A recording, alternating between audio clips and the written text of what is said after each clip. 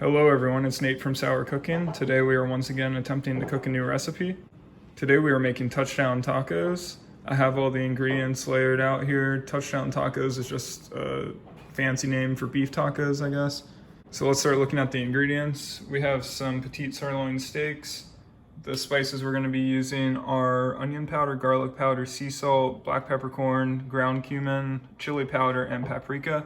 Then we have brown sugar, an onion, a lemon, lime, a couple bell peppers, some white vinegar and some olive oil, and some tortillas. As per usual, we are not following everything exactly how the recipe wants us to cook it. Like for example, it wants us to grill the steaks, but we're gonna go ahead and cook them in a pan and then bake them just to make sure they're finished off in the middle. And also there were little details like they called for one bell pepper and a red onion, things like that. But anyways, let's get into seasoning the steaks.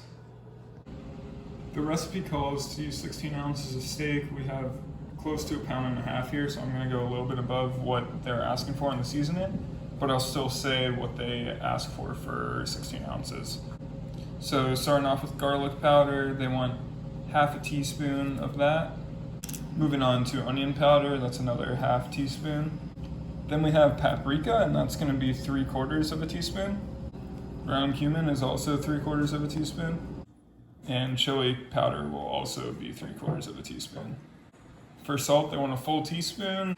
And our last spice that we're gonna use is black peppercorn. That needs 1.5 teaspoons. Next up, I'm gonna squeeze a lime on all these. Next up, I'm gonna take my lemon, and I'm only using half a lemon because I had a really big lemon. And now that we got all that on there, I'm gonna go ahead and add a dash of olive oil. I'm gonna add more to the pan when I go to cook the steak, so I'm not gonna add too much right now. And now that we have everything we're gonna season it with in there, I'm gonna go ahead and mix this up. And once all the seasonings are mixed up, we're gonna let it marinate for 15 minutes. And now that it's all mixed up, I'm gonna let it sit for 15 minutes, and then it'll be ready to cook. Moving on to how we're gonna be making the onions and peppers. We're gonna add a couple teaspoons of brown sugar and 1.5 cups of white vinegar to a small saucepan. And we'll go ahead and let that start heating up a bit. While we wait for that to boil, I'm just gonna go ahead and season the onions and peppers a little bit. It doesn't call for them to be seasoned in the recipe, but I feel like it would be nice for them just to have a little bit of salt and pepper on it. And I'm just gonna go ahead and mix it all up. Our vinegar, brown sugar, salt combo is starting to boil, so we are gonna go ahead and add the peppers and onions in. I probably should have had a little more white vinegar in there since I cut up an extra bell pepper, but it's fine. We're gonna let this cook for 2 minutes. The 2 minutes are up, so I'm gonna go ahead and move this off the burner. And we're gonna let it sit until we're done cooking the beef, and after that we're gonna strain it. Moving on to the steak, we're gonna cook it in this pan here, and once we're done cooking it in the pan, we're gonna move it into the oven if we need to cook the center down a little bit more. I'm gonna start preheating the oven to 350, just to be on the safe side.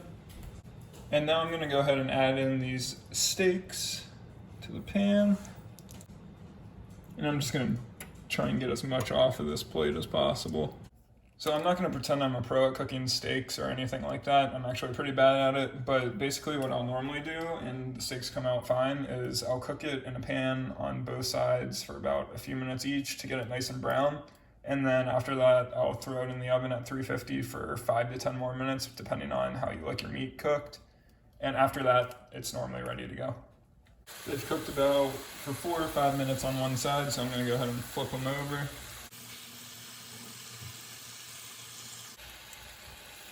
They're looking pretty good so far, and they also smell amazing as well. This spice combination, I can already tell it's gonna taste very good. We've been going for another 5 minutes on this side, so I'm just gonna flip it over, show you guys what it's looking like. These are looking really nice. I'm gonna go ahead and get a pan and throw them on the pan and into the oven on 350 for about probably 6-7 minutes. And in the oven they go. I went ahead and cooked the meat at 350 for 7 minutes. That is looking very good right there. Next, we're gonna go ahead and strain our vegetables. I'm gonna go ahead and strain the vegetables. I'm really not sure about this cooking technique for the vegetables, but they still look pretty undercooked, but we'll see how they taste. We're gonna let the meat rest for a few minutes, probably 3 to 4 minutes, and then we'll go ahead and slice into it and get it ready for our tacos.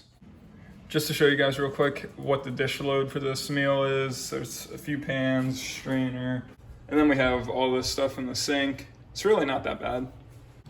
I went ahead and grabbed the thinnest steak, and we'll go ahead and start cutting it into strips, seeing what it looks like on the inside. So that's a little too rare for Savannah, so we're gonna go ahead and throw it back in the oven. I will say, if you like your steak really pink though, that is pretty perfect. The steaks are done. I ended up leaving them in for about 12 minutes in the oven. I'm gonna go ahead and cut them down into strips. So there's a couple of the steaks cut up. We're gonna go ahead and plate them on some tacos.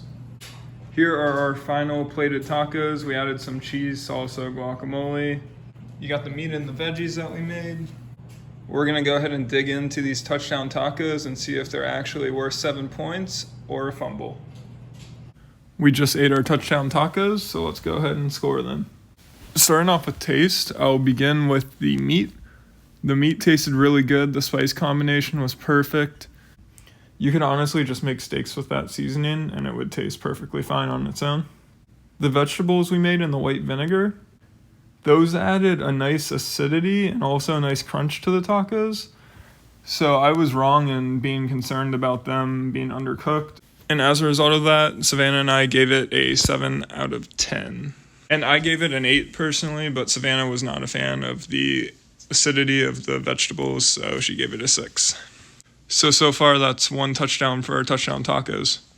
Moving on to effort, it was a pretty simple meal to make.